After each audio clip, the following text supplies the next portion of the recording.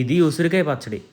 పచ్చడి అనడం కన్నా ఆవకాయ అనడం బెస్ట్ ఏమో. ఉసిరికాయ, ఆవకాయ. నాకు ఈ పెద్ద ఉసిరికాయల కన్నా రాసి ఉసిరికాయలు ఇష్టం. చిన్నప్పుడు మా ఇంటి దగ్గర సీన్ కొట్లో రూపాయి ఇస్తే అది ఇచ్చేవారు. చిన్నప్పుడు తెలియకుండానే ఊరబెట్టిన ఉసిరికాయలు, ఆమ్ల మురబ్బ, చింతపండు లాలీపాప్లు ఇంకా ఏవో తినేవాళ్ళం. కానీ ఇప్పుడు ఏం తింటే ఏం జరుగుతుందో ప్రయోజనం తెలిసి కూడా టైం లేదు చేసుకోవడం. రీల్స్ చూసి చూసి అలిసిపోయి మధ్యలో పని చేసుకునే స్థాయికి వచ్చేసాం. ఇంకా ఉసిరికాయ, ఆవకాయ విషయానికి వస్తే దీంట్లో ఆవపిండి కన్నా మెంతిపిండే బాగుంటుంది. అది ముందుగా చేసి పెట్టుకున్న మెంతిపిండి. తర్వాత దాని రెసిపీ షేర్ చేస్తా ఎలా చేసుకోవాలి ఏంటి అని అన్నది.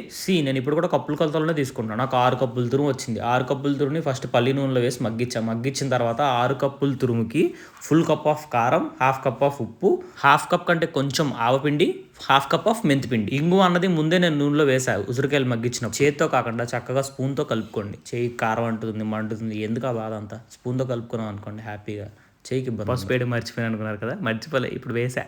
And next comes the పాకింగ్ and we call him Gabbar Singh కాదు, నిమ్మకాయ.